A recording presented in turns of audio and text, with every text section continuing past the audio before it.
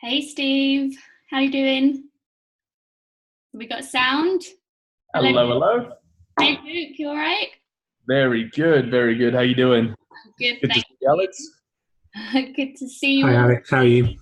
Hey Matt. Hello, how you doing? Steve, is it? We got Steve, we got Matt, we got Maria. How's everyone doing? Samuel just joining. We're all diving on now, so awesome. Okay, so while everybody dives on, I'll just give a little overview of what to expect for those who maybe haven't joined one of my webinars before, or maybe just not this format. So essentially the new format of these webinars is that I'm going to be spotlighting different members from the community, members who are making stuff happen, members who are getting results, members who we can learn from. And as you may have already seen in the post, in the Facebook group, today we've got Lawson joining us all the way from Vancouver. There he is. All right, mate. And so I'm going to pull him out in a minute. But before I do that, I forgot last time to do my disclaimer. So anything that we talk about on this webinar, just so you know, is not necessarily the opinions of Scrap the 9 to 5. They are the opinions of either myself or whoever is talking, so maybe Luke or anybody else that wants to jump in and share. And also with the format of the webinar today, I really want it to be like a really safe place where we can all mastermind together. So we're all on this journey together. We're all still learning. We're all growing, and we've all got valuable things to contribute. So I'm not going to force anybody to talk, but if you have questions for Luke, please jump out and ask them. If you have questions for me, please jump out and ask them. You can also pop them in the chat.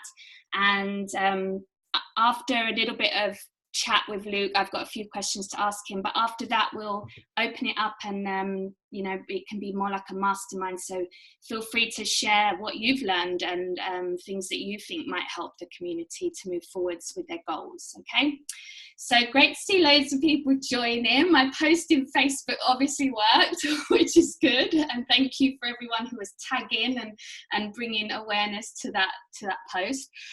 So let me introduce Luke. So I had the pleasure of meeting Luke at the Momentum Day in Toronto in August. We had a great time hanging out with other members of the tribe, and it was a really, really lovely to hang out with you, Luke, and hear about all of the success that you're having in your business. So why don't you kick it off by sharing with everyone a little bit about let's start with kind of like how you found SFM and how long you've been here, and a little bit about your journey up to this point. Mm-hmm. Very good. Well, first I'll just say hi to everybody. I see there's a few familiar faces here from that also was on my Elite Insight call a couple of weeks ago. So evidently I haven't scared you all away with my rambles. So just my little disclaimer. I do tend to go on tangents from time to time. So if I'm talking too much, Alex or anybody, jump in and just say, Luke, this was the question you were supposed to answer. You go in this direction. I'll rein you in, don't you worry. Very good, very good. So with that out of the way, how did I get started? So I was a little bit different than a couple of others where I didn't actually see an ad, right? I was living with Adam and Dan, who they call themselves the lifestyle builders, right? They started a couple of months before me, maybe 6 months before. Adam Miosevich, you might see him popping up in the community from time to time. They've made the leaderboard a couple of times. I was living with him, and I was working in stockbroking at the time because I thought, you know, that's where the money's at, right? I hated it, right? So when I speak in my ads about doing the corporate job and absolutely hating it, that's where I was as well. So complete congruence there. But I was living with Adam, and I was actually renting him a spare room in my apartment, and he was, starting this lifestyle thing. And I'd known him for about 4 years, and he had gone into different MLM. He'd gone through your Amways, your World Ventures, all these about 4 different network marketing companies. And needless to say, not many of them really worked. None of them really worked out for him. So here's on this other online business thing that I'm thinking, all right, good luck, mate. You haven't got such a good track so far. So I'll let you do your thing. And so needless to say, I was skeptical, and I'd be off going to work, and I was, working. It was from 8:30 till 6:30 p.m. was Monday to Friday, and then every second Saturday. So really long hours. And I'd leave him in the morning on the couch on his laptop, right? I didn't know if he was playing Hearthstone or if he was gaming or what the heck he was doing with his online business stuff. And I was like, all right, mate, well, I'll leave you to do that. And he was struggling to make rent payments and things like that. I was lenient on him because I know that he's a bit of a different character. Great guy, love him to death. So I don't want you to think that, we're still very good friends. But it was about 6 months after, like, he had even been suggesting, saying, man, you got to check this out. It's really cool. I was like, mate, you show me that it works first, and then I'll do it. Within about 6 months, he had replaced my income. So he was earning more than what I was, earning going stockbroking. And that was kind of where I got this almost sense of, I'm not proud to admit, but I got a little bit bitter actually about it. I was like, this guy's sitting around on my couch, right? Like 10 hours a day, earning more than me, on his laptop, just doing what looked like bugger all from the outside, while I'm going to work and, work my butt off every day. So when I saw that, I was like, all right, I got to get in on this. And that was kind of when I started. And that was August last year. So it's been 13, 14 months now. Wow. Okay. So you've only been with SFM for a year. So that relatively short amount of time. And so for like an overview of like where you're at now, like maybe give us a quick kind of overview of like where your business is at this moment in time, just so everybody knows. I'm sure lots of people already do, but I don't know how well everybody on the call knows you. Oh, that's okay. I actively tried to fly under the radar, right? So for the entire year, and it was really up until the Elite Insight calls is kind of when my name started kind of getting out there. And also I had one of my marketing mastery members actually walk up to me and meet me in the when we're at the meetup before it was after Brand Incubator, but just before Momentum Day. And I had people coming up to me and they're like, oh, you're the famous Luke, like, oh, I'm this member on your list. I'm like, wow, okay. That's when it really started kind of sinking in. Like, that's kind of where it became real. I mean, the money and the profits and things like that are good, and I mean, within 9 months I managed to actually quit my job, which is great. We'll get to that story though. But it was kind of more when I started having people bump into me face to face and be like, you're this guy who from YouTube. And I'm like, wow. And even that time, I'm not sure if you were there, Alex, but there's a guy who walked up to us. I think he's a police officer from New York. Here's this guy. Sorry, mate, if you're on the call or whatnot, if you see the recording, I forgot your name. But he comes up and he sees Dan, right? Dan Holloway, who we all know, walks up and goes to shake his hand. He's like, now, Dan, I don't know who you are, but this person says that I should know who you are, right? Because he was new to the community. And then he looks around, he looks over at me, and he's like, oh, but you're Luke. I know who you are. And I was like, at that moment, I was like, wow, the day that I'm more famous, I'm in a room and I'm more famous than Dan Holloway. Wow, I can't imagine how Dan responded to that.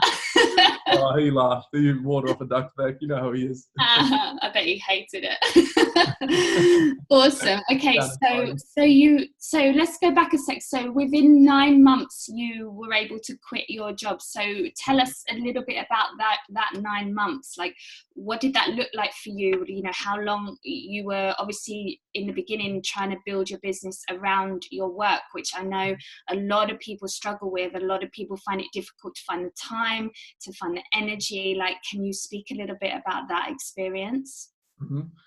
Sure. So I didn't have I had bugger all startup capital at the time, right? I think I managed to position it at Elite quite early. Within the first month, I think I got in there in the window. and all of that.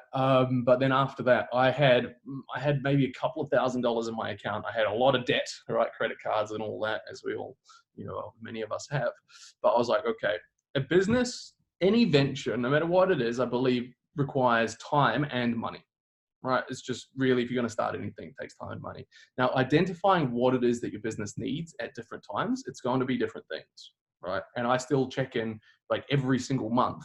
I figure out, what does my business need more? Does it need time, or does it need more money and more capital? Now, thankfully, I've got to the time where, it is profitable. So the capital that I'm producing is covering all the expenses, and then plus some are covering my living costs as well. So I quit the stockbroking quite early on, right? Pretty much, I think within that month, I was like, okay, I'm going to go all in. I'm just going to focus all of this. I don't have much money, but if I put in enough time, maybe I'll get the results. So I did that I set up the funnel. I went through all the, modules, did all the trainings, the learnings, and then I was marketing on Instagram for about 3 months. It was August, September, October, November. Yeah, so I was on Instagram for 3 months. I'd had a couple of couple of apps come through, and a couple of those little kind of bite-sized sales, which shows that gives you the confidence that, hey, this does actually work. It's that first sale. Whenever, even though it's one app, and you probably put in a lot of time, and maybe if you market, probably a lot of money. If you're positioned at elite or above, it's a fair sum of cash to put up front. So, $20 commission is in no way, made you profitable, but that was the turning point where I saw that it was real, So up until that point, I was just doing kind of free, Instagram traffic. I was doing a little bit of like automation using some different platforms, which completely is dead. I wouldn't recommend anybody doing like Instagram automation, black hat kind of marketing strategies, because they're just temporary and they don't really work out in the long run. And it was November where I launched my first YouTube campaign. Had no idea what I was doing, right? Hadn't even positioned at Marketing Mastery. Adam he kind of showed me the basics on. He's like, oh, you click here and you put this and you set up your Google Tag Manager and all that. He helped me do that. And then it just crashed and burned, right? It was not good. My first ad was horrendous. It was unscripted. It was kind of just in the park filmed on a mobile phone, right? Yeah, well, I think that's the reality for most people. So let's not pretend it's otherwise. It's often the case. It was perfect. It was exactly what I needed to do at the time. Yeah. Right. And the things like, it's your first ad is usually not going to be good, right? If you're going out there and you think that you're going to go and make this perfect ad the first time, I mean, some people do. And if you do, Godspeed to you. You're a better person than I, better man or woman than I. I went there. It was not very well thought out, but I ran it. And that's really where I started seeing the traction start forming, right? Is where I started getting, I could see kind of the scalability of it from there. That, okay, put money in and then leads come out. And eventually, the next phase is to convert those leads into the members. So November, again, not super successful on like the sales front, but on the scalability front. So took me all of, it was November, I went back to work. So it was August, I quit my job. It was the end of August, September, October, November. So I floated myself just by focusing on the modules for about 2 months, just with the savings that I had and also ever increasing credit card bills and debts. And that was when I went into a commission job selling solar panels in Australia, which was a bit of a boom, and it was summertime in Australia. So I did that. The last thing I wanted to do was go back to work. It was working in sales again, which is an industry I don't enjoy. But it created a good opportunity for to produce capital. So it was at that point where Adam thought I was kind of throwing in the towel. He thought I'd given up at this point coming into November. And he said, oh, so you're going back to work. You're just going to give up on this, on this business venture. And that was kind of where I came to the realization. It's like, okay, I asked that question. What does my business need right now? Does it need my time, or does it need capital investment? And I had given it a solid amount of time. I had the funnel, I had everything set up. What it needed was capital. So I went back to work grudgingly, but with less resentful than I had, worked previously, because I knew I now had a purpose, right? Going back to work, there's a reason behind why I'm going now. Yeah. And that's to produce capital for my business. So in a way, you know, going to work was working on my business in a kind of a roundabout way. Yeah, that makes sense. I've heard a lot of people say that. I think once you know that you have a way out, or you have something you're working towards that will eventually get you out of that, then you can look at it from a very different perspective, can't you? Yeah, exactly. So Right. for those, so around the Christmas time, so it was November, December, January, February, I pretty much worked solidly for those 4 months, working really long hours. It was commission, so they just give you leads and then you go to their house and you go and make the sales. So I just said, give me everything, right? I really kind of turned away from SFM. I'd learned pretty much everything that I needed, I thought. And then it was February that I positioned at Marketing Mastery. That's when I went to gold, and I was like, okay, now I've gone through, you know, Dan's and the other guys' trainings, Strom and Beer and the rest of them. So I went through the training, set up a campaign correctly, and then I had a reasonable amount of capital that I had, you know, made in the solar, that I started doing my first YouTube campaigns. Now, this is where it gets really good. So it was February, March, April. April was my biggest month, and still to this date, my biggest month. That was where I just happened to get a mastermind experience member come through. He was like, that's it, I'm going all in. So kind of like Dan says, it's like rolls of a dice, right?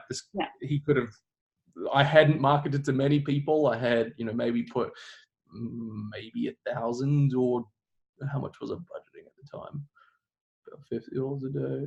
I'd maybe put in about $1,800 or so into marketing over those course of the 2.5 months. And so that month was when I realized that's really where I became profitable. It was $15,830 in the month of April, which is awesome. As I said, still my biggest month to date. But that converted to Australian dollars. It was like $22,000 in a month. And I was like, wow, blew my mind. Right? More than I ever earned in any job, and more than both my parents had ever earned, like put together. You know, it was that was where it really became real.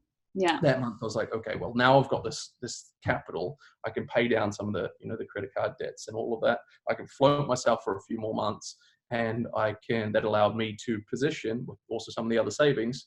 That was when I went to Mastermind Experience. Okay, great. So this is really interesting, because, you know, it's so valuable, I think, for people to see and realize the stepping stones you had to take there. You know, like, it's never just this linear journey of like, oh, you know, find this opportunity and then I'm steadily just going up until I reach the top. Like, there's all of these different curves and ups and downs, and going back to work and running out of money and getting more capital and using credit cards and da.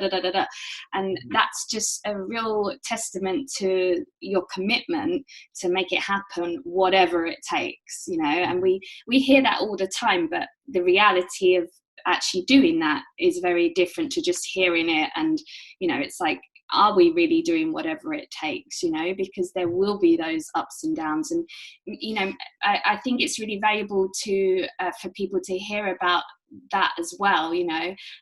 So I'd love to hear, like, in those months when it was tough, when like the money was running out and you weren't making the sales, or, you know, you were having to go back to work, all of that, like, what would you say were the biggest challenges for you that you had to overcome, and how did you overcome that? You know, like, how did you have the belief to keep going, and how did you motivate yourself to keep going? Like, I think that's valuable for people to hear. Sure. No, really, really, really good point. And I suppose, I mean, I'm not unique in any other way. We've all got a reason why you have to make this work. And that's when I speak to my members as well, that's what I say is, you know, find that it comes down to the reason why. You've all heard that, right? If you've got a big enough why, you'll make it happen. So when I was working in stockbroking, right, around that time, I had accrued, right, which to many of you, this is going to be a lot. To some of you, I know it's probably not even much, but I was $42,000 in debt. Right, not even the you know, the bad debt like the credit card debt. This was like horrible debt. I had about $15,000 to my brother, right? I hate owing friends and family things. This is, I mean, how I got to that point, that's a different story. It was about from 2 years ago, just things went sideways. Different story, different time. So when I was working in stockbroking or working a typical, 9-to-5 job, it was that, okay, I was making, $5,000 a month, something like that. When I'd make a couple of good sales come through. And then my living expenses were kind of 3,500, 4,000. Sydney, Australia is it's an expensive place to live. And I saw, okay, so if I save every single dollar that of savings that I have left over at the end of the month, that's like, $1,000. What is that? It's $12,000 a year. It's going to take me, if I saved every single dollar, it's going to take me over 5 years to pay back these debts, not counting interest on credit cards. It's probably going to take me I was calculating, it's probably going to be 7 to 10 years of this debt hanging over my head unless I do something else, right? Unless I take a chance or take a risk, if you will, right? It's a calculated risk. So I'm like, okay, if I don't do anything, if I just said, when my friend Adam said, jump on, try this online business stuff, if I'd been like, no, I'm happy here, or even came up with that excuse that, I can't afford any more risk, I'm already in this hole, I need to dig myself out of this hole, give me 7 years, I'll get back to you then when I've got no debt, then I would have never got to where I was. So I made the decision. I was like, there's no way I'm gonna find a way to clear my name and zero my debt, which now thankfully I have, which is awesome. But had I kept doing that, the stockbroking, I would have never got there. So that was a big thing for me, that through the hard times, like I had kind of already dug myself put my back against the wall. I was already in a really difficult situation that I knew what I was doing wasn't working. So I had to find anything. So I kind of calculated it up. I was like, okay, if there's a 10% chance that this works out, I think a lot of people who, take a chance on things like SFM, we know that there are other platforms out there that are not as they're got a bit more fluff, and they're not as dependable educational quality education as SFM, that it could have easily just been another one of these, and I might not have ever made any money from it. Mm-hmm. But I came to the realization, I was like, okay, if it's about in my head, a 10% chance that this is going to work out, if there's the 10% chance it does work out and I get to clear my name and all the debts that I have, then I'd rather try 10 things and 9 of them fail just for that one to work than not try any of them. Yeah, right. And not try anything. So that was kind of, it's unique to, some of you, that if you're in a nice warm job and you've got a good house and you got, your life is pretty good, I feel like it's almost harder to take these risks. But when you've got no choice, it's easier to calculate these risks.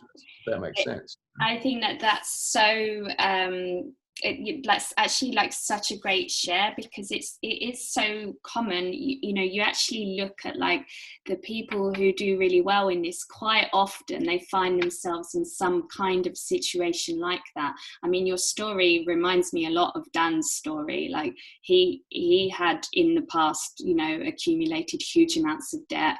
He quit his job and went all in, so his back was against the wall. It's very true that, like, if you are excuse me, I'm losing my voice today, if you are so comfortable in a relatively okay job with a relatively okay monthly salary, there isn't necessarily that same drive there to do what it takes. But that's awesome. It's awesome that you obviously had the mindset to be willing to take the risk, to be willing to, put more money into something, even though you didn't have money, that's the kind of mindset that shows, it's like, it's an all-in mindset, isn't it? So that's really awesome. Thank you. I'm just going to check the chat, and if anyone's got any questions, remember to feel free to put them in the chat, or if it's relevant to what we're talking about, you can also just unmute and dive in. Hi, Adam on Bieber's laptop, no worries. Alex, you can't hear anything. I hope that you've fixed that now, but if not, maybe try jumping off and back in again. It could be something to do with the settings on whatever device you're using. I think everyone else can hear, right? Thumbs up. Everyone else can, yeah. Okay, cool. And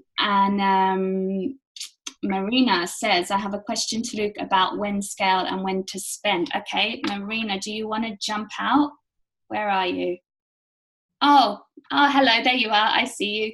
Can we hear you? I'll unmute you. Yep. Okay, now, can you hear me now? Yes, go ahead and ask your question. Cool. Hi, everybody. This question to Luke is about, really learning when I'm not in the position yet. Of course, I'm in elite and I'm kind of in the middle of hopefully in the middle of the journey.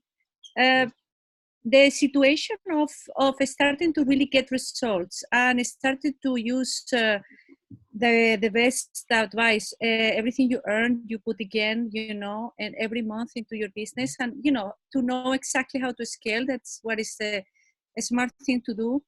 When is the moment that even when you are increasing and you are having a very good end of the year, what is the time that you can really use some of the profit, or when is the time to really keep scaling because it's the smartest thing to do?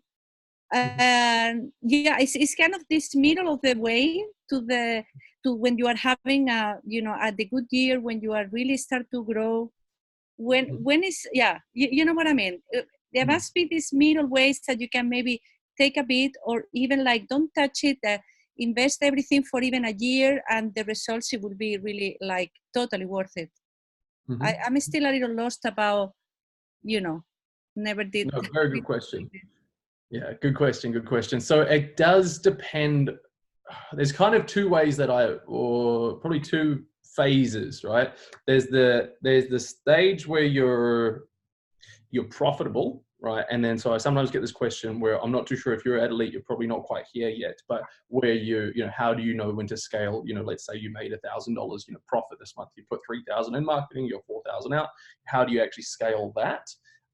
Or is your question about, are you not quite profitable yet and you're kind of looking at invest, because you mentioned you're at elite. I think that if you've got access to the capital, are you looking at ways of like funding No, I'm actually more imagining when you are really make it stable, when you are kind of like, let's say you are having, regularly, finally, I don't know, 2 to 5K a month. Of course, it's supposed to, increase likely with the marketing monthly, but when is the time to really stop, to put the whole in? What is the smart way to know when to use some part? When you know exactly is your money for you, or really be patient to keep it when you are making it for even 6 months more or a year more. Yeah, good one. So that's I am not even making the 2,000K a month. Okay. I'm just imagine it. I wanted to hear the story like you, for someone that is now really, doing good. What was the right steps to be and keeping going in the good position that you are? Perfect. Okay, so when you're scaling and finances are a bit tight, of course, you consider yourself, and this is how I always looked at myself, is that I'm the owner of my own business, but I've got one employee in my company, right? And that employee happens to be me. And I'm pretty confident that no one who I can hire is going to do as good a job in my own business as me, because I'm all in. I'll work 80, 100 hours a week. And the wages, for me to pay this individual, so in a way, as you can kind of see, kind of disassociate like manager and employee. It's kind of, I'm the manager, but my employee, I kind of almost disassociate. So, I've got the best employee in the world, I think, right? Because he's going to work harder than anybody else in my business, and he doesn't charge much, right? He's the cheapest employee I can find. All I have to do is feed him, clothe him, and house him, right? Yeah. And that's all that I need, right? So, food, housing, clothing. So the luxuries of life, of course, when you're scaling, cut them down as much as you can, because not so much because you can throw all that extra capital into your business, but because, as we know, time and money is a thing, right? So let's say that your living expenses are $500 a week, and you've got $4,000. That's going to last you 8 weeks. So you've bought about 2 months. You know that you can pay your employee, this fantastic employee who works 60, 80 hours a week.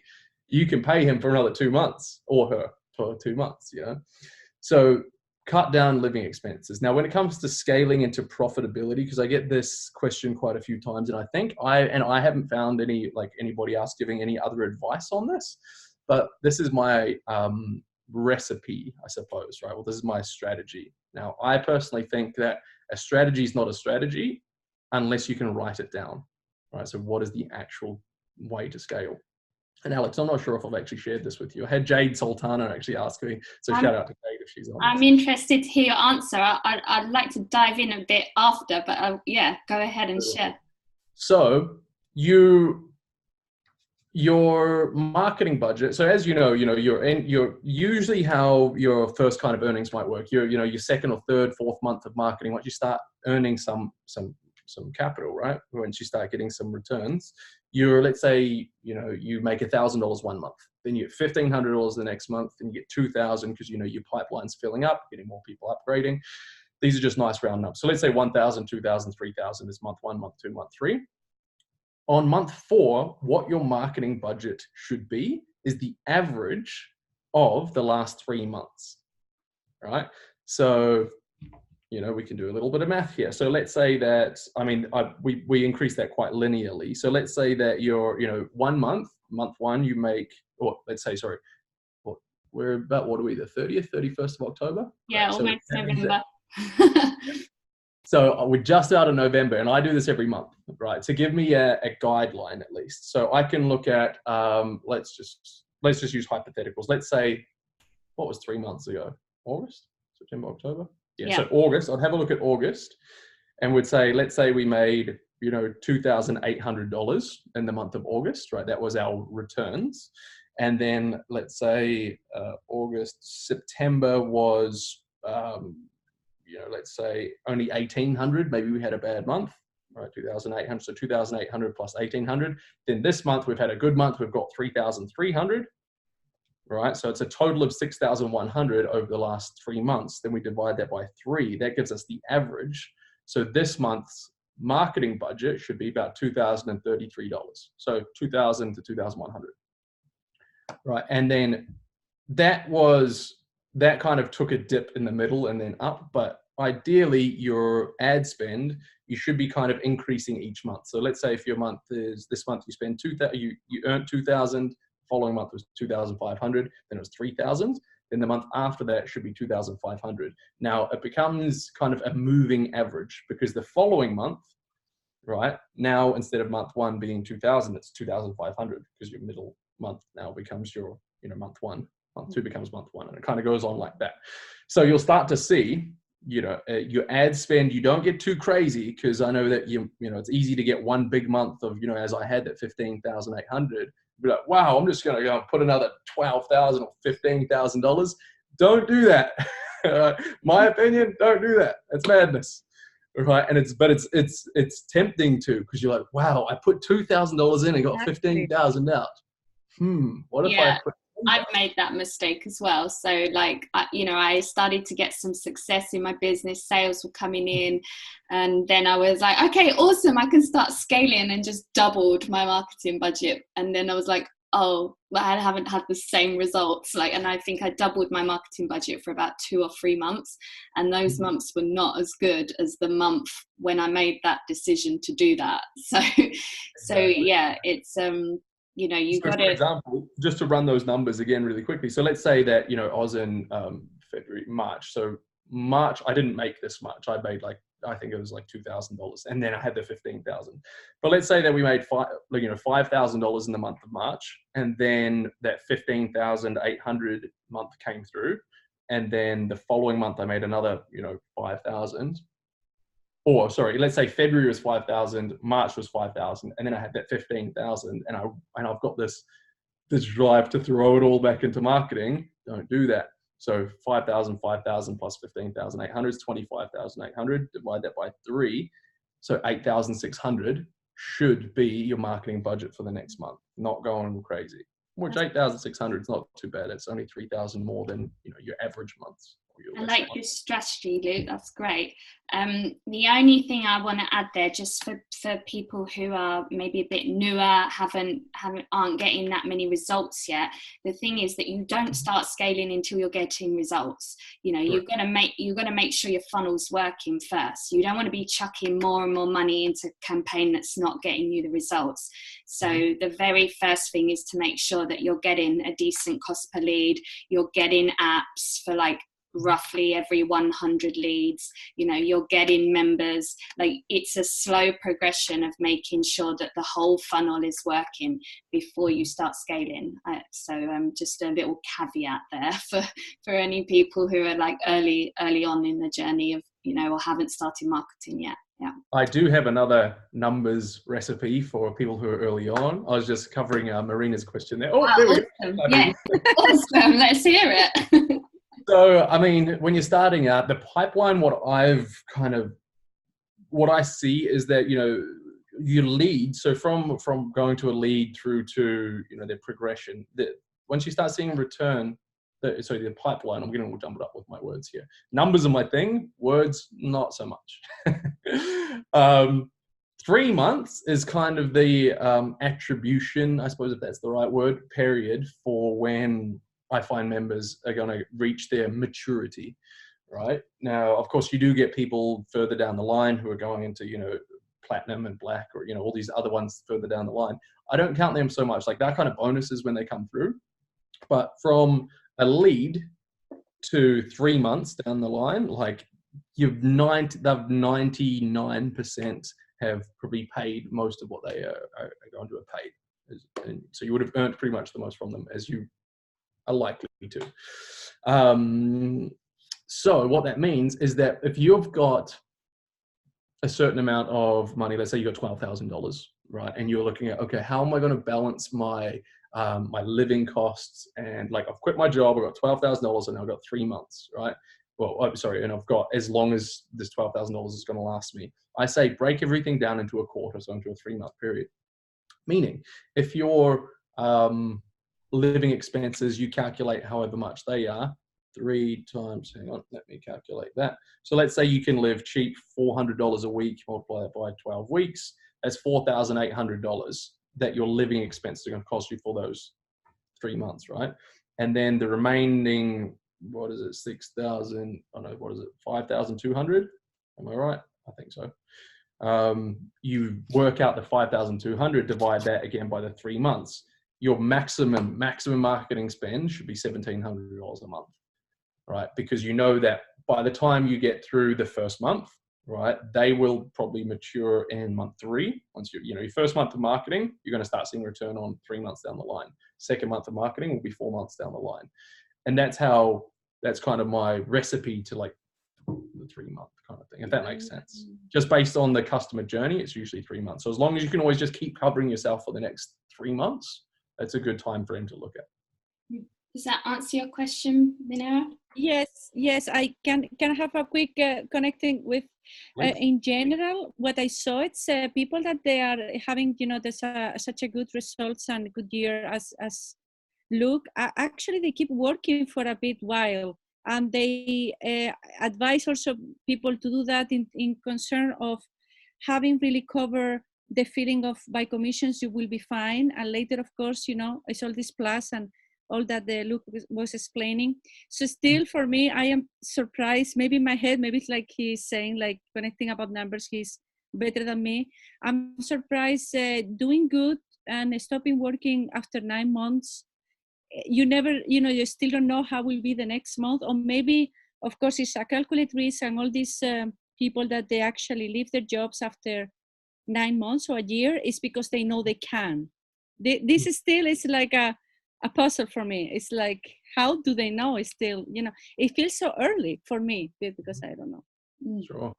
That's a great question. And Luke, maybe you can expand on that a bit. And actually, because one of the other things I wanted to ask you was to give people an idea of what you're doing now, because I know that you're up to some exciting things. So if you can tie that in, that would be great.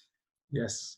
Okay, Marina, I'll do my best to cover your kind of question. So how did I know that it was time? Well, the big giveaway for me was that I earned $22,000 in 1 month, which was awesome. That was kind of a message from the universe that I was on the right track, right? I was on the right path. So I was like, okay, well, no job's ever given me this. This is probably the way to go. Now, even if it felt too early, at that time, that was a cash injection, and it all went back into the business. So it's not like, you know, I went and bought a new sports car or anything. I knew it was going to go into the business, but what that money bought me was more time to, it got me more capital to feed and clothe and house my best, hardest working employee. Right? So that was kind of where I worked out the 3 months kind of thing. So I would say always be ready to, like, if you've got enough capital, sorry, I'm kind of going sideways here, but you mentioned that you're at elite, correct, Marina?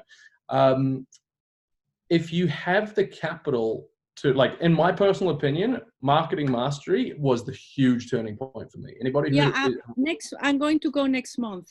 Yeah, I'm doing it next month. All right. Again, not my job. Sorry. Keep going. No, perfect. Again, I'm not trying to upsell anybody or anything. No.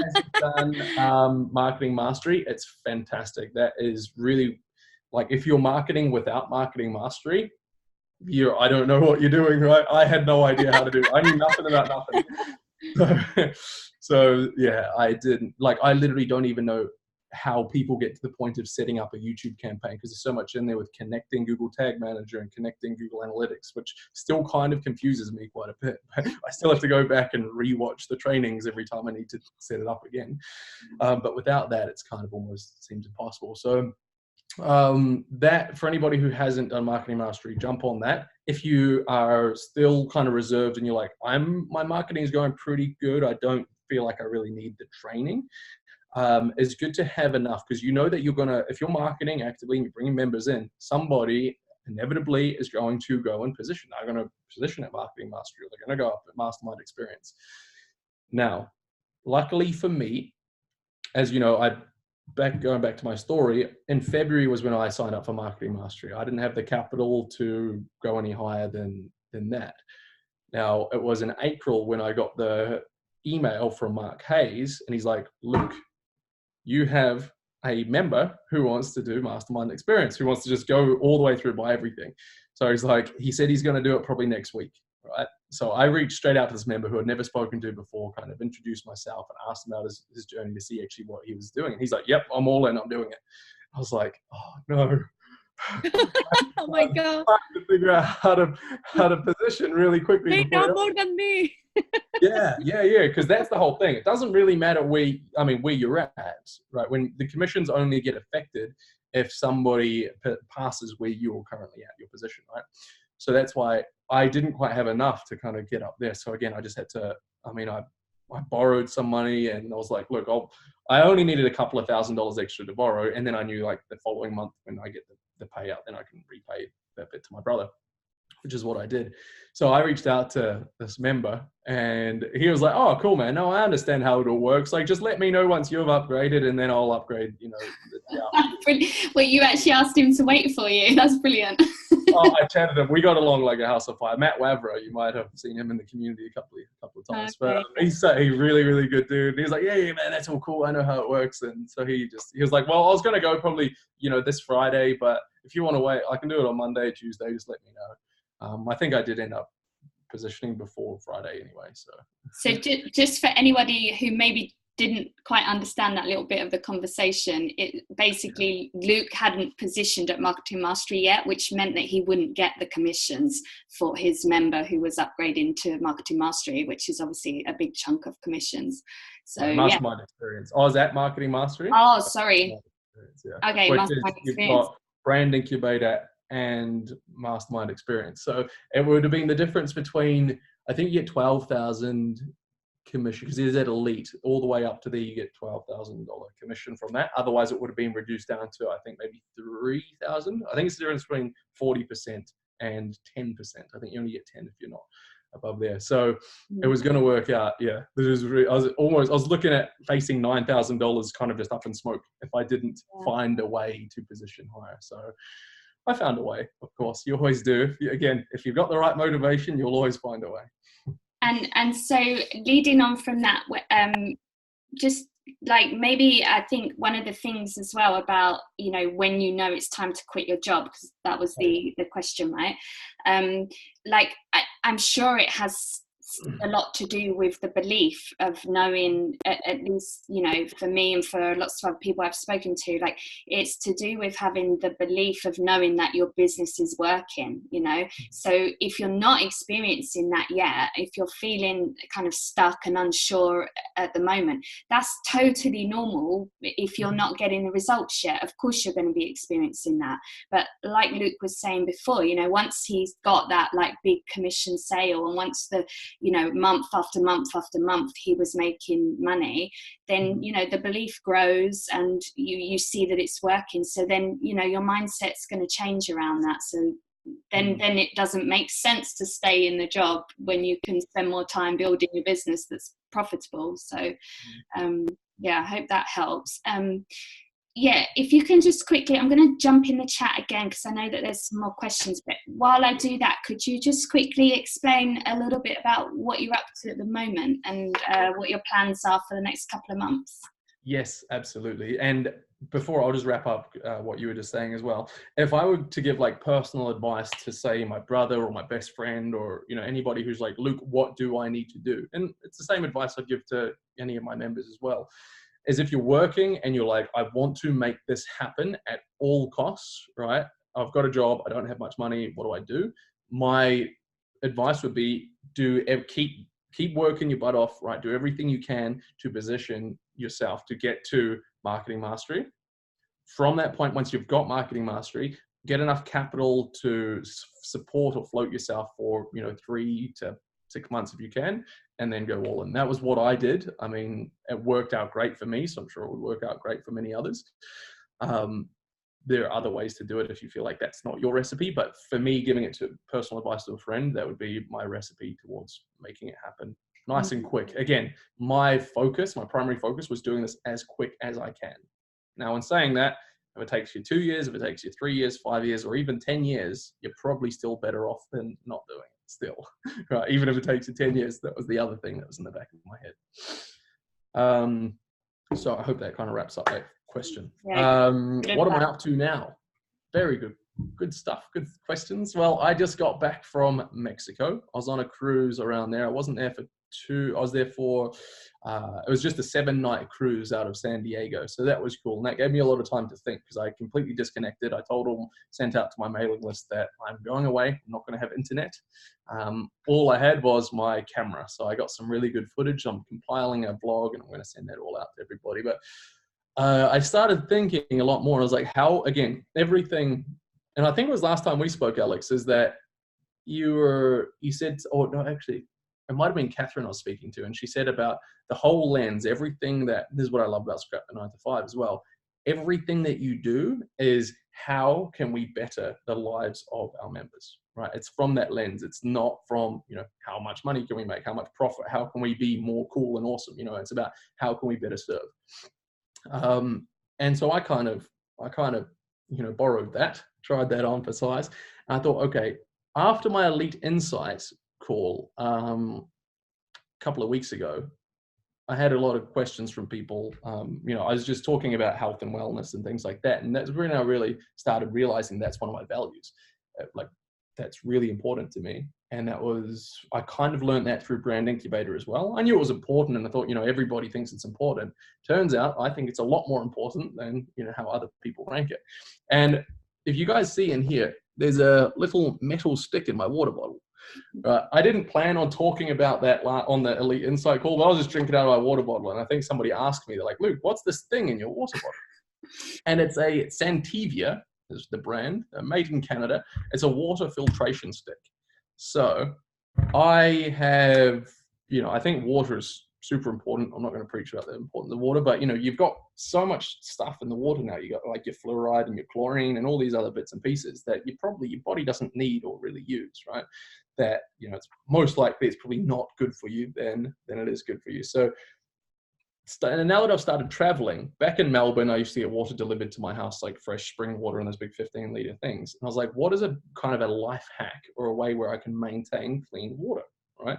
And the Santivia water stick, and I just mentioned it on the Elite Insight call, about it cleanses like 90 to 99% of chlorine out of the water, and you just leave it in your drink bottle. You shake it up every time you fill up your drink bottle. Again, last 3 months, you get like 1,000 liters or something. So like 3 bottles a day for 3 months. And then it also mineralizes your water, increases the pH, the whole shebang, right? $30. And then I mentioned it on this Elite Insight call, and I had I think like maybe 6 or 7 people just message me straight after, like, where can I get one of these things? These are great. These are cool. Like, can you send me your affiliate link? And I'm like, I don't have an affiliate link. I'm not an affiliate for the company. So realizing that, I was like, there are so many other things that you know, if people have already bought into you as a person, right? People buy from people they like and trust. We know that, first of all. They already like you and trust you, and you start becoming this influencer, right? Which I've never, ever identified myself as an influencer, not a chance, right? Then, you know, if they've put $1,000, $2,000, $5,000, $10,000, you know, into you and on a product that you've recommended, of course, there's the workshop series, and, you know, there's Mark Hayes and the rest of the people. Ultimately, they have trusted you to put their credit card on the line, right? They've seen your ad, whether YouTube, Bing, Facebook, whatever, that they like you enough that you can recommend other things that they also, you know, could take value from. And I guess there's a long-winded way of answering your question. I'm looking into doing other affiliate things. How else can I better people's lives? This has really helped me. This is great. I swear by it. I use it in every bottle of water I drink, but I didn't know about it until I arrived in Canada. You know, they're shipped all over the world, and I think it's genius. So people should know about this stuff. So, I mean, they're only a small thing. They're $30, right? However, when you're looking at numbers, your cost per acquisition, you know, if you make a, you know, marketing mastery, if you sign up a new marketing mastery member, do you use normal tap water? Yes, Helen, we do use just completely normal tap water, cleanses it, tastes better. It doesn't smell like swimming pool or any of that stuff. It just I think you've made another sale. People, I mean, and it makes sense. It's so good. And they do have an affiliate program. So I'm going to sign up for that. I'm doing a big free giveaway for any of my members. Oh, I don't want to be stealing your members, sorry. For any new apps that sign up to my, who become apps, sorry, any leads on my mailing list who sign up to an app, I'm going to give them a free one of them. I'm going to post it out to them after the 30-day window, of course. So that's cool. It costs $20, $30. And what was I going with this? Oh, yeah, so the commissions aren't very high. You know, I think it's 20 or 30%, which you get from there. However, why $7 is so much is that is a free lead. It's a free sale. It's costed you nothing, right? It becomes free advertising. Marketing or remarketing or sprinkling products that, you know, you use, you love, you think that people are going to take value from to your mailing list. It's free to market to your mailing list, right? Apart from, I mean, you've subscribed to Aweber already. You're already paying to have them on your list. All you need to do is just send them an email. And if any purchases come through that, you know, let's say you get 100 sales, it's $700 of free money, right? Yeah. And if you do that with a bunch of different things, you know, you can start to grow the different things that you're doing affiliate marketing for, you know, then like if you've got 5, 6, 10, 20, 30 different things out there like that, it all adds up, doesn't it? Exactly. And so the 3 pillars of lifestyle design, which is my company, lifestyle design your best lifestyle kind of thing, is the first one is income, right? And everybody on my list has been, you know, they've seen me, I've been barraging them with emails about, you know, Change Life Income, SFM. This has been my primary and only affiliate, a company I've affiliated for. And I still think that 100% generating an income that is, you know, congruent with your way of living, right? That you don't need to be in a location-based time, you know, dependent, you know, place, trading all your time for money. That is the most important thing, still more so than health and education, which are going to be my next 2 pillars. So income, health, and then education, right? You'd be thinking, so the question is usually, well, Luke, isn't SFM education? yes, it is, but I've got to put that in its own category, because the education I'm going to be focusing around is things like, emotional and social intelligence, things that are not work related, right? Things like, bettering, relationships, or taking care of your own, like learning about yourself. Like that's so important. That's what, like, Brand Incubator is great for that. It is partly about branding, but it's more about identifying who you are as a person. Learning, languages, or trying new foods, or learning how to cook, right? There's so many different things, and that's really where fulfillment comes from, a lot more than, like, again, as everybody says, you can have all the income in the world, you could be a corporate CEO working 100 hours a week and making $1 million a year, but you're not really going to be that happy. So I think the next two things are health, which, as I mentioned, little health hacks like this. A lot of, digital entrepreneurs, are the people who, are making their way to my list, that traveling around, you can't use these filter jugs as well. They work great, and Santivia also create them. But I'm not going to buy a water jug every time I go to a new city. Like, it's dumb, right? So I use these, and then going to move into education. So what that means for anybody who's on this call is, I'm getting to the place now where, I'm not just remarketing SFM's products. Right now, there's some of the concerns, and of course, one of the concerns that crossed my mind as well when I signed up is, hang on, is this just another Ponzi scheme? Ponzi scheme is where it's kind of almost like network marketing, right? Where you sign somebody up to then go and sign up, and you teach them how to resell that product. And that product is to sign somebody up, and just keeps going and going and going. It's an infinite loop, right? But what SFM is so good at doing is they break that loop. And it's the only company I've come across, or education platform, that actually breaks the loop, where, sure, most of us start out as an affiliate marketing the SFM products, but there's so much more to it than that. They do teach you how to, if you want to continue down the affiliate route, which I love, all right, is you can affiliate for literally, like, there is 1 million or more companies out there that you can affiliate for. So, if anyone's on the path of, man, is this going to be my life for the next 10, 20 years, just selling, SFM's affiliate marketing products? No, replace your income first, right? Then there's so many different avenues and paths you can go down.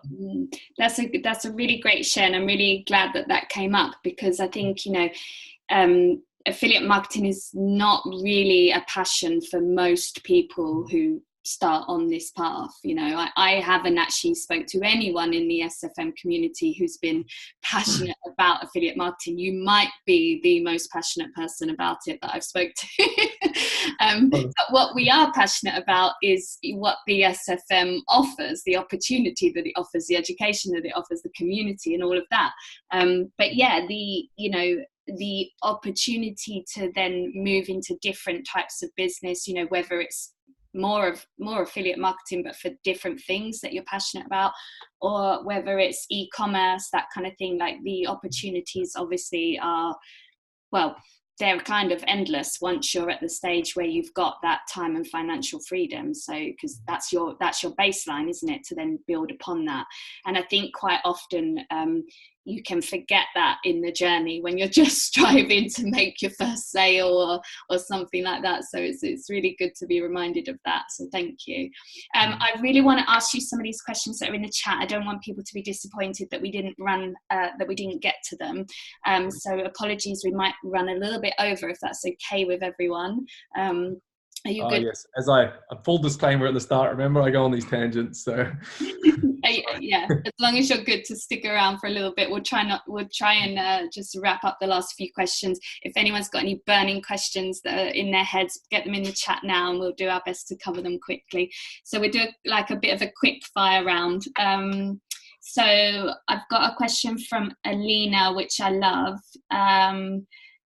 And I can totally relate to this, because also I don't come from a sales background. So she's asking, do you think that your sales experience contributes at some level to your success on this business? I'm asking as a person who has zero experience in sales or business in general. And I think this is a concern that a lot of people have coming into this. So yeah. Excellent question. Does it contribute? Yes, I believe it does. Is it necessary? Absolutely not. Everybody has their strengths, right? Some it is, you know, talking on webinars and talking and engaging. Now, believe it or not, 16-year-old me, right, 10 years ago, I was a World of Warcraft nerd. It was me, my two friends in my den. I couldn't speak to a stranger for the life of me.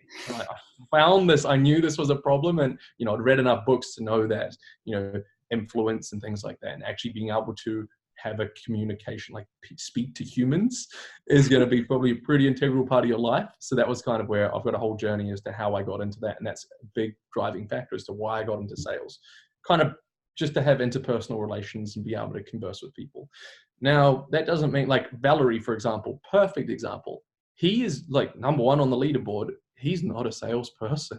Anybody who's spoken to him, and like I was blessed to spend some time with him in, around Momentum Day in Toronto, and he's not, like, he's the opposite of me. I speak quickly and I speak loud, and, you know, will speak with my hands a lot, which is kind of a sales trait. I've just naturally picked that up. But he's doing far, far, far better than me with no sales skills whatsoever. So that's not his strength. What is his strength then? Question mark. He's really good at editing video. Now, again, sales, I'm the guy who's pretty confident on camera and I can, like, you know, look good, but I'm horrible at editing. Right? It takes me weeks to edit like a 5-minute vlog, but he's really good at that. So even though anybody who's familiar with his ad, it was pretty simple. Him speaking, just reading off a teleprompter, speaking very monotone, plain white wall. Like if you looked at that, just the video of that, you'd be like, we can't use any of this footage. Scrap that, do it again. But he used that footage and he added incredible music and he put on like the video and the B-roll. And that's really what made the ad incredible was I believe, was the editing. So that's his strength. Now, that may not be your strength either, right? But finding out what it is, like you may just be able to connect and relate. You may be an incredibly empathetic person, right? You might actually be able to have a better way of understanding people's problems and meeting them where they're at. And having a more, you know, if you're calling on the phone, a lot of people, well, not a lot of people, but sometimes I call people and I talk a million miles an hour. And to be honest, I think it probably spooks some people. But other times you might call up, you know, softly spoken and just coming across more authentic and genuine, right? Even my girlfriend sometimes thinks that I'm trying to sell her. She thinks that sometimes I got a borderline almost sounding fake because I'm always so enthusiastic about everything. It sounds like I'm always selling, but you know, so there's pros and cons to everything. It's really just about finding what your strength is. And in my opinion, I'll go on this another call, but the business is broken down to about 5 aspects, right? And they're not all just about video creation and calling your apps, you know, like filming and calling my apps. Those are pretty much the only 2 parts of the, you know, the business that actually sales ability helps. Everything else is so much more to it than that though. So find your strength and apply it to your business. I love that. Yeah, that's so great, because I think it's a common kind of doubt or worry that comes up. I know I had it myself. And yeah, of course, you know, the sales experience helps, and maybe it helps some people with that experience maybe get there a little bit quicker. But like you say, there's so many other aspects to it, and that it isn't all about that. And we have everything we need to learn those skills. So it's just a case of learning those skills, which so might mean that it takes a little bit longer. But yeah, Valerie's a great example. And also Emil, obviously like Valerie's ad was based on Emil's ad.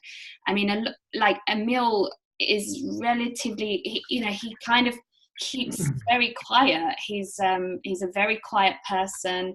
He does do the webinars now in their they have a private community mastermind group, but you know, I've been on some of those webinars with him and he barely speaks, he barely says anything, but he's one of the most successful SFM affiliates. So yeah, you don't need to be like as chatty and as awesome at sales as Luke is to be successful, although obviously it's a great trait, Luke. I love how good you are with numbers. I think we need to get you doing some like numbers webinars for people, like budgeting and planning and all that kind of, because numbers for me is also like just not my strength, goes over my head. Right, anyway, I've got one more question, I think, and then though if no one else has got any questions, we can wrap up after this one. Paul says he missed the beginning of the call. How long have you done parallel your corporate business and SFM business? How did you manage your time for your business at this time? Thanks. Okay, so yeah, you kind of covered that, but maybe if you can just quickly go over again, maybe for Paul. Sure. So I didn't really run them parallel too much because I was working like, I had to be at 8:30 a.m. till 6:30 p.m. working corporate, doing in the stockbroking. Did that and that was 5 days a week. And then every second Saturday, if I wasn't meeting targets, which the targets were just unrealistic. So I did that I was doing that for a few months leading up to the point that I signed up. And then I signed up for SFM and went elite pretty much within the first month to get in and make the most of that window. And that was when I actually quit my job pretty much at the same time. So I tried to juggle the two of them for maybe like 2 weeks. And then I actually got fired from stockbroking because at this stage, I think my manager just knew that I didn't care anymore. I hated being there. And I was like, look, I'm just going to stay here. I'm going to ride it out until I get fired, really. I'm just going to do, minimal effort. And then what about when you went back to work though, when you ran out of money and you went back to work, did you just put the business on hold or you were doing both then? So I put it on pretty much on hold. Like I was doing maybe 1 day a week. So what that means, maybe like 4 hours a week. But I wouldn't have been able to get to that point of, doing the 4 hours a week had I not done pretty much 2 solid months of everything. Now I think module 1 to 5, and then even a lot of the elite stuff, that is quite it's quite attention demanding. Whereas if it's something that's completely new, right? Like if you've never done online business, to get enough momentum to actually get an understanding or a foundation, then it's probably good to allocate as much time as you can to get through module 1 to 5, and then you can scale down the workload. Kind of the advice that I'd give, because if you're doing, to be honest, guys, like if you're doing, like 2 hours a week, and you're starting at like module 1, module 2, like it's going to be really, really tricky to remember what you did a week ago when you only did 2 hours worth. Every single time you log in, once a week for 2 hours, it's just going to become like almost like a fresh start again. You're not really going to build on it. So yeah, I didn't really ever do anything simultaneously. I did the stockbroking solidly, and then I signed up, and then I did about 2 to 3 months solidly of like living off my savings, and then went straight back into just working full time, doing a little bit managing it, but just to fund my business. So yeah. I'm kind of an all or nothing person. It's either this or that. Yeah, it's I think the recommended amount that they say is like if you can give it 10 hours a week, then then you can. Obviously it's going to take longer, but it's definitely possible to achieve. And obviously, like as most of you know, like I'm now working with Dan, so the time I have on my business has been reduced a lot, but I generally try to find like 2 hours a day on my business, and then maybe a bit more at the weekend. And yeah, once you've got to that stage where you've got everything set up, once you've got your ad that is working, your campaigns are running, then you don't actually need to do that much. Of course, there's always things that you can do to improve. You can always do more content if you want to be doing more, but you don't have to do that much. You could just be doing a couple of broadcasts a week, checking your campaigns once a week. It doesn't need a huge amount of your time. That's the whole beauty of the business system. So it's kind of a case of really persevere. Like if you are working full time and that's not an option for you to quit right now, like I don't want people to be disheartened. Like it is still possible. You just need to be a bit more patient. But of course it's going to take you a bit longer to get through the modules and get through the setup stage, but there is a light at the end of the tunnel, because once that's what the beauty of automation is, right? Yeah, I think I lost my train of thought there.